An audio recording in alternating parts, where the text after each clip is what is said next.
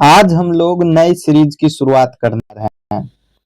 इस सीरीज में जो है ये सीरीज चलेगा संपूर्ण जीके जीएस के नाम से, जिसमें आप लोगों को जो है प्रत्येक दिन 100 क्वेश्चन का सीरीज मिलेगा, जिसमें संपूर्ण जीके जीएस रहेगा। इतिहास, भूगोल, राजनीतिक शास्त्र, संविधान, विज्ञान सबसे मिला के क्वेश्चन 100 क्वेश्चन रहेगा वन लाइनर का। ये चाहे आप किसी भी कम्पिटिटिव एग्जाम की तैयारी कर रहे हो, ये संपूर्ण जीके का सीरीज आपके लिए रामबाण साबित होगा, जो कि प्रत्येक दिन आपको 100 क्वेश्चन का सीरीज मिलेगा। तो चलिए शुरू करते हैं। और आज का पहला क्वेश्चन है, जो भौगोलिक दृष्टि से भारत ग्लोब पर किस गोलार्ध में स्थित है। तो भौगोलिक दृष्टि से जो है भारत ग्लोब पर जो है उत्तरी और पूर्वी गोलार्ध में स्थित है। भारत का क्षेत्रफल विश्व के कुल क्षेत्रफल का कितना प्रतिशत है। तो पूरे विश्व के क्षेत्रफल का जो है भारत का क्षेत्रफल 2.4% है, यानी 2.4% है क्षेत्रफल के अनुसार। भारत की जनसंख्या विश्व की कुल जनसंख्या का कितना प्रतिशत है। 17.5% भारत की जनसंख्या पूरे विश्व की जनसंख्या का प्रतिशत है, यानी 17.5% हो जाएगा विश्व की कुल जनसंख्या का भारत की जनसंख्या। वहीं पर 2.4% हो जाएगा भारत के क्षेत्रफल विश्व के कुल क्षेत्रफल का जो परसेंटेज है वो 2.4% हो जाएगा। उस बिंदु का नाम बताइए जहां भारत, चीन और म्यांमार मिलते हैं, उसको दिफू दर्रा कहते हैं। विश्व का एकमात्र तैरता हुआ राष्ट्रीय उद्यान केवल लामजाओ किस राज्य में है। ये मणिपुर राज्य में है। भारत की उत्तर से दक्षिण की कुल लंबाई कितनी है। तो उत्तर से दक्षिण की लंबाई इंडिया की 3214 किलोमीटर है। वहीं पर यदि पूरब से पश्चिम की कुल लंबाई बात करें तो वो 2933 किलोमीटर है। तो भारत की पूरब से पश्चिम की कुल लंबाई 2933 किलोमीटर और भारत की उत्तर से दक्षिण की कुल लंबाई 3214 किलोमीटर। भारत का रूर प्रदेश किसे कहा जाता है। छोटा नागपुर को भारत का रूर प्रदेश कहा जाता है। भारत का सबसे पुराना पर्वत कौन सा है। तो अरावली पर्वत भारत का सबसे पुराना पर्वत है। अरावली पर्वत की सबसे ऊंची चोटी कौन सी है। तो गुरु शिखर नाम की जो चोटी है वह अरावली पर्वत की सबसे ऊंची चोटी है। हिमालय पर्वत श्रृंखला किस प्रकार के पर्वतों का उदाहरण है। तो हिमालय पर्वत श्रृंखला बलित पर्वत के उदाहरण है। बलित पर्वत का उदाहरण है हिमालय पर्वत श्रृंखला। भारत का एकमात्र सक्रिय ज्वालामुखी कौन सा है। तो बैरन द्वीप एकमात्र सक्रिय ज्वालामुखी है। भारत का सबसे ऊंचा जलप्रपात यानी ऊंचाई के आधार पर कौन सा है। कुचिकल जलप्रपात। भारत का सबसे ऊंचा जलप्रपात ऊंचाई के आधार पर कुचिकल जलप्रपात है। जोग जलप्रपात किस राज्य में है। तो कर्नाटक राज्य में जोग जलप्रपात है। जोग जलप्रपात कहाँ पे है। तो कर्नाटक राज्य में आपका जोग जलप्रपात पड़ेगा। वहीं पर भारत की सबसे लंबी तटरेखा किस राज्य में है। तो गुजरात में भारत की सबसे लंबी तटरेखा है। भारत की सबसे छोटी तटरेखा वाला राज्य कौन सा है। तो गोवा भारत की सबसे छोटी तटरेखा वाला राज्य है। झीलों का शहर या झीलों की नगरी किसे कहा जाता है। तो उदयपुर को झीलों का शहर या झीलों की नगरी कहा जाता है। काली मिट्टी को और किस नाम से जाने जाते हैं। तो आप लोगों को पता होना चाहिए कि रेगुर मिट्टी को ही काली मिट्टी के नाम से जाने जाते हैं। भारतीय कृषि अनुसंधान संस्थान आईसीआर के अनुसार भारत में कितने प्रकार की मिट्टियां हैं।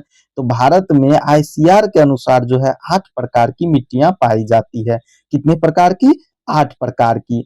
अम्लीय मृदा में मुख्य रूप से किसकी खेती होती है। तो अम्लीय मृदा में मुख्य रूप से चाय की खेती होती है। अम्लीय मृदा मुख्य रूप से किसकी खेती होती है। चाय की खेती होती है। भारत का सबसे बड़ा कॉफी उत्पादक राज्य कौन सा है। तो भारत का सबसे बड़ा कॉफी उत्पादक राज्य कर्नाटक है। सर्वाधिक वन क्षेत्र किस राज्य में है। सर्वाधिक वन क्षेत्र जो पड़ता है मध्य प्रदेश में। ये क्षेत्रफल के अनुसार याद रखेंगे। सर्वाधिक वन क्षेत्र क्षेत्रफल के अनुसार किस राज्य में पड़ता है। तो मध्य प्रदेश में। प्रतिशत के आधार पर सर्वाधिक वन किस राज्य में है। मिजोरम में। प्रतिशत के अनुसार सर्वाधिक जो है वन मिजोरम में पाए जाते हैं और वहीं पर क्षेत्रफल के अनुसार सर्वाधिक वन क्षेत्र मध्य प्रदेश में पाया जाता है। सुंदरवन क्षेत्र मुख्य रूप से किसके लिए प्रसिद्ध है? रॉयल बंगाल टाइगर के लिए मुख्य रूप से प्रसिद्ध है सुंदरवन क्षेत्र। भारत का प्रथम राष्ट्रीय उद्यान कौन सा है? जिम कॉर्बेट नेशनल पार्क जो है भारत का प्रथम राष्ट्रीय उद्यान है। भारत का सबसे बड़ा राष्ट्रीय उद्यान क्या है? हेमिस राष्ट्रीय उद्यान जो है भारत का सबसे बड़ा राष्ट्रीय उद्यान है। भारत का सबसे बड़ा राष्ट्रीय उद्यान कौन सा है? हेमिस राष्ट्रीय उद्यान भारत का सबसे बड़ा राष्ट्रीय उद्यान है। वहीं पर साइलेंट वैली जो शांत घाटी के नाम से जाना जाता है, राष्ट्रीय उद्यान कहाँ पे है? तो केरल में है। साइलेंट वैली जो शांत घाटी के नाम से जाना जाता है किस राज्य में स्थित है? तो केरल राज्य में स्थित है। काजीरंगा राष्ट्रीय उद्यान किस जानवर के लिए प्रसिद्ध है? तो काजीरंगा राष्ट्रीय उद्यान जो है ये एक सींग वाले गैंडे के लिए प्रसिद्ध है। किसके लिए प्रसिद्ध है? एक सींग वाले गैंडे के लिए प्रसिद्ध है काजीरंगा राष्ट्रीय उद्यान। गिर राष्ट्रीय उद्यान किस राज्य में स्थित है? तो गुजरात राज्य में गिर राष्ट्रीय उद्यान स्थित है। गिर राष्ट्रीय उद्यान कहाँ पे है? गुजरात में। प्रायद्वीपीय किसे कहते हैं? तो जो क्षेत्र तीन तरफ से जल से घिरा हुआ है उसे प्रायद्वीपीय क्षेत्र कहते हैं। और इंडिया में यदि बात किया जाता है प्रायद्वीपीय क्षेत्र की, तो जो निचला हिस्सा है दक्षिणी भाग जो पड़ता है वो तीन तरफ से घिरा हुआ है, इसलिए उनको प्रायद्वीपीय क्षेत्र कहा जाता है। तो प्रायद्वीपीय क्षेत्र किसे कहते हैं? जो क्षेत्र तीन तरफ जल से घिरा है उनको प्रायद्वीपीय क्षेत्र कहा जाता है। भारत में मानसून आने की सामान्य तिथि क्या मानी जाती है? 1 जून से 5 जून भारत में मानसून आने की सामान्य तिथि मानी जाती है। दुनिया का सबसे आर्द्र और सर्वाधिक वर्षा वाला स्थान कौन सा है? तो मानिसराम, जिसको हम लोग मेघालय के नाम से जाने जाते हैं, ये दुनिया का सबसे आर्द्र और सर्वाधिक वर्षा वाला स्थान है। याद रखेंगे, मानिसराम मेघालय सबसे ज्यादा वर्षा वाला स्थान है। भारत में सर्दियों में होने वाली वर्षा का मुख्य कारण क्या है? तो पश्चिमी विक्षोभ। पश्चिमी विक्षोभ जो है भारत में सर्दियों में होने वाली वर्षा का मुख्य कारण है। भारत का शीत मरुस्थल किसे कहते हैं? तो लद्दाख को। किनको कहते हैं? लद्दाख को भारत का शीत मरुस्थल कहा जाता है। भारतीय मौसम विभाग आईएमडी का मुख्यालय कहाँ पे स्थित है? नई दिल्ली। भारतीय मौसम विभाग आईएमडी का मुख्यालय कहाँ पे स्थित है? नई दिल्ली में स्थित है। कांडला बंदरगाह, जिनको दीनदयाल पोर्ट कहा जाता है, किस राज्य में स्थित है? तो गुजरात में स्थित है। कांडला बंदरगाह जो है जिनको दीनदयाल पोर्ट कहा जाता है, गुजरात में स्थित है। भारत का सबसे गहरा बंदरगाह कहाँ है? कौन सा है? भारत का सबसे गहरा बंदरगाह कौन सा है? तो विशाखापत्तनम भारत का सबसे गहरा बंदरगाह है। भारत का सबसे बड़ा कोयला क्षेत्र कौन सा है? झरिया, जो कि झारखंड में पाया जाता है। भारत का सबसे बड़ा कोयला क्षेत्र है झरिया।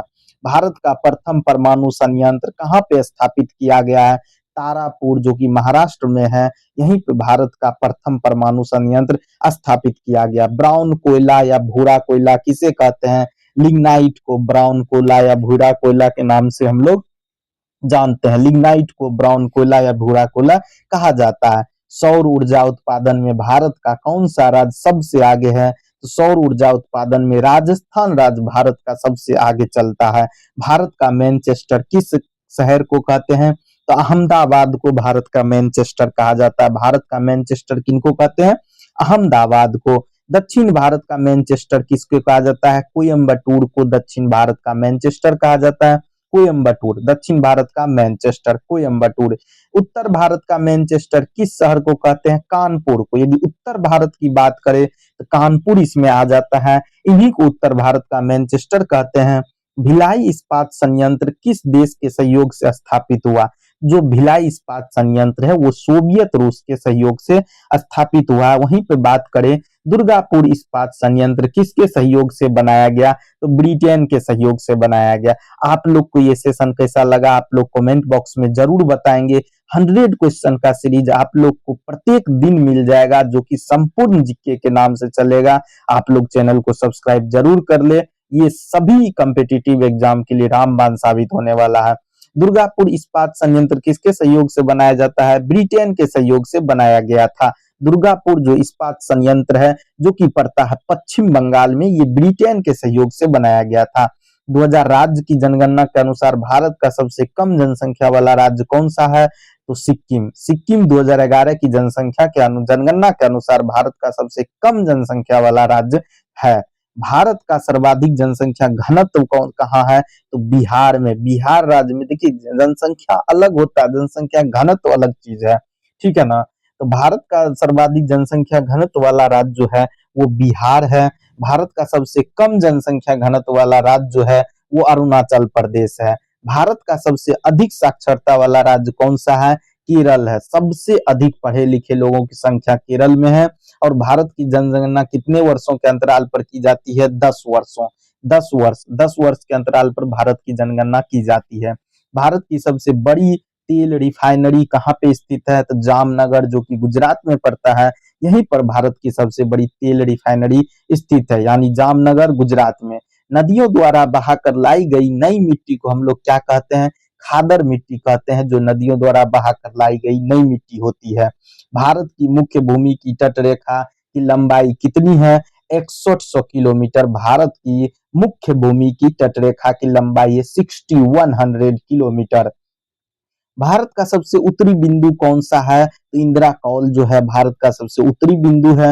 भारत का सबसे दक्षिणी बिंदु कौन सा है, इंदिरा पॉइंट जो है भारत का सबसे दक्षिणी बिंदु। याद रखेंगे, भारत का सबसे उत्तरी बिंदु इंदिरा कौल और भारत का सबसे दक्षिणी बिंदु इंदिरा पॉइंट है।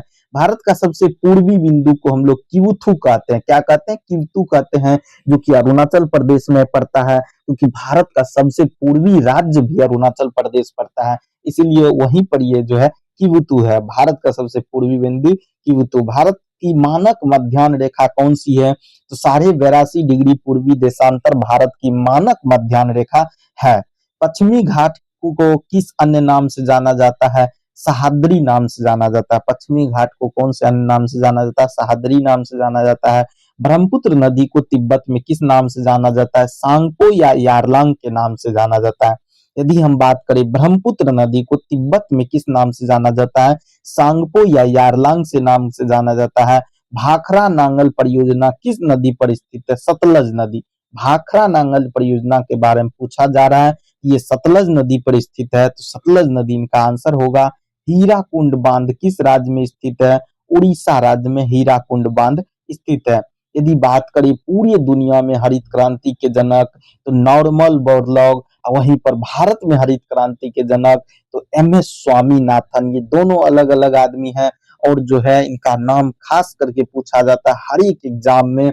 विश्व में हरित क्रांति के जनक के बारे में जब पूछे तो नॉर्मल बोरलॉग, और भारत में जब हरित क्रांति के जनक के बारे में पूछे तो MS स्वामीनाथन। लक्षद्वीप समूह कहाँ पे स्थित है, तो अरब सागर में लक्षद्वीप समूह स्थित है। लक्षद्वीप समूह नहीं, हाँ उसको समूह भी बोला जाता है, सागर भी, सागर नहीं सॉरी, लक्षद्वीप कहाँ स्थित है, अरब सागर में स्थित है लक्षद्वीप, ठीक है। आगे बढ़ते हैं। पाक जल डमरूमध्य किन दो देशों को अलग करता है, तो पाक जल डमरूमध्य भारत और श्रीलंका को अलग करता है। पाक जल डमरूमध्य जो है भारत और श्रीलंका को अलग करता है। वहीं पर करेबा मिट्टी मुख्य रूप से कौन सी क्षेत्र में पाई जाती है, कश्मीर घाटी में। करेबा मिट्टी किस क्षेत्र में पाई जाती है, कश्मीर घाटी में। सफेद पानी के नाम से किस क्षेत्र को हम लोग जानते हैं, तो आप लोग को पता होना चाहिए, जो सियाचिन ग्लेशियर का क्षेत्र है, इन्हीं को सफेद पानी के नाम से जाना जाता है। अष्टमुदी झील किस राज्य में है, अष्टमुदी झील जो है केरल राज्य में पड़ता है। नीली क्रांति का संबंध किससे है, तो मत्स्य पालन से है। नीली क्रांति का संबंध बताइए, मत्स्य पालन से है। जादूगोरा जो झारखंड है किस खनिज के लिए प्रसिद्ध है, यूरेनियम के लिए। जादूगोरा जो झारखंड राज्य में पड़ता है ये यूरेनियम खनिज के लिए प्रसिद्ध है। और मानव द्वारा सर्वप्रथम प्रयोग में लाया गया अनाज जो था वो जौ था। याद रखेंगे, मानव द्वारा सर्वप्रथम प्रयोग में लाया गया अनाज जौ था। ज्ञान का सबसे पुराना वेद ऋग्वेद कहलाता है। ज्ञान का सबसे पुराना वेद क्या कहलाता है, ऋग्वेद। और संगीत का वेद यदि पूछा जाए तो सामवेद कहलाता है। संगीत का वेद पूछा जाए तो सामवेद। गायत्री मंत्र का उल्लेख ऋग्वेद के किस मंडल में है, तीसरे मंडल में। गायत्री मंत्र का उल्लेख ऋग्वेद के तीसरे मंडल में है। गौतम बुद्ध ने अपना प्रथम उपदेश कहाँ दिया था, सारनाथ में दिया था। वहीं पर द्वितीय पूछे तो कहाँ दिया था, वैशाली में दिया था। तृतीय पूछे कहाँ दिया था, पाटलिग्राम में दिया था। तो गौतम बुद्ध ने अपना प्रथम उपदेश कहाँ दिया था, सारनाथ में दिया, सारनाथ में, कहाँ पे दिया था? सारनाथ में दिया था अपना प्रथम उपदेश। अमित्र घात के नाम से किस मौर्य शासक को जाना जाता है? तो बिंदुसार को। अमित्र घात के नाम से कौन से मौर्य शासक को जाना जाता है? बिंदुसार को। अशोक के शिलालेखों को सर्वप्रथम किसने पढ़ा? जेम्स प्रिंसेप ने पढ़ा। किसने पढ़ा? जेम्स प्रिंसेप ने पढ़ा। राजतरंगिणी पुस्तक के लेखक कौन है? तो कल्हण लिखे हैं। राजतरंगिणी पुस्तक के लेखक कौन है? कल्हण। पानीपत का प्रथम युद्ध कहाँ हुआ था? 1526 ईस्वी में। सॉरी, कहाँ ने? पानीपत का जो प्रथम युद्ध हुआ था वो किस वर्ष हुआ था? 1526 में हुआ था। और वास्को डी गामा भारत का पहुंचा 1498, यानी 1498 में जो है वास्को डी गामा भारत पहुंचा था। 1857 की क्रांति के समय भारत का जनरल गवर्नर कौन था? Lord Canning. जो 1857 की क्रांति हुई थी उस समय भारत का गवर्नर जनरल कौन था? लॉर्ड कैनिंग था।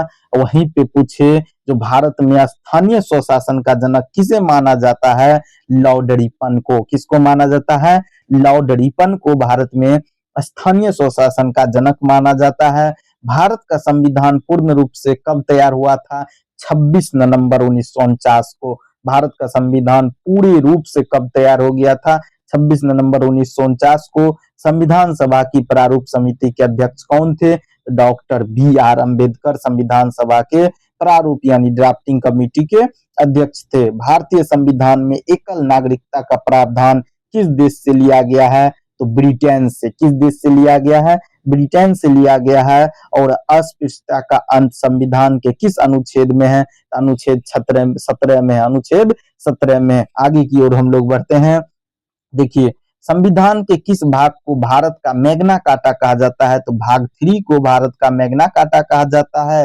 भाग 3 याद रखेंगे, भारत का मैग्ना कार्टा। महान्यायवादी अटॉर्नी जनरल की नियुक्ति कौन करता है? राष्ट्रपति। जो महान्यायवादी होते हैं इनकी नियुक्ति कौन करता है? राष्ट्रपति करता है। संविधान संशोधन की प्रक्रिया किस अनुच्छेद में वर्णित है? अनुच्छेद 368। अनुच्छेद 368 में ही संविधान संशोधन की प्रक्रिया वर्णित है। ओजोन परत पर वायुमंडल के किस भाग में पाई जाती है? तो भाई समताप मंडल में ओजोन परत वायुमंडल के इसी, मतलब देखिए जैसे वायुमंडल के अलग अलग परत हैं, पहले क्षोभ मंडल, समताप मंडल, इस तरह से और ही जो है परत है। तो आयन मंडल, बहिर्मंडल, इस तरह से परत है। तो ओजोन परत जो है वायुमंडल के समताप मंडल में पाया जाता है। याद रखेंगे। ब्लैक पेगोडा के नाम से प्रसिद्ध स्थल कौन सा है? कोणार्क का सूर्य मंदिर जो है ब्लैक पेगोडा के नाम से प्रसिद्ध स्थल है। अयोध्या राम मंदिर के लिए गुलाबी पत्थर कहाँ से लाया गया था? राजस्थान के भरतपुर से लाया गया था। अयोध्या राम मंदिर के लिए गुलाबी पत्थर कहाँ से लाया गया था? राजस्थान के भरतपुर से लाया गया था। भारत के कितने राज्य समुद्र तट रेखा से लगे हैं? तो 9 राज्य समुद्र तट रेखा से लगे हैं। सत्यमेव जयते किस उपनिषद से लिया गया? तो मुंडकोपनिषद। याद रखेंगे आप लोग, सत्यमेव जयते जो लिया गया है मुंडकोपनिषद से लिया गया है। इनकलाब जिंदाबाद का नारा किसने दिया था? बताइए। हसरत मोहानी। किसने दिया था? हसरत मोहानी जो थे इनकलाब जिंदाबाद का नारा दिए थे। इंसुलिन की कमी से कौन सा रोग होता है? बताइए। डायबिटीज, जिसको हम लोग चीनी की बीमारी कहते हैं, तो इंसुलिन की कमी से हो जाता है। मधुमेह। विटामिन सी का रासायनिक क्या होता है? Ascorbic acid. विटामिन सी का जो है रासायनिक नाम क्या कहलाता है? Ascorbic acid. आगे की ओर बढ़ते हैं। रक्त का थक्का जमने में कौन सा विटामिन सहायक होता है? तो विटामिन के रक्त का थक्का बनने में सहायक होता है। कंप्यूटर का मस्तिष्क किसको कहा जाता है? सीपीयू को कंप्यूटर का मस्तिष्क कहा जाता है। तो आप लोगों ने देखा कि हमने 100 क्वेश्चन करवाया और ये जो प्रत्येक दिन आपको इसका वीडियो मिल जाएगा 100 क्वेश्चन का। Thank you very much. आप लोग चैनल को सब्सक्राइब कर लें।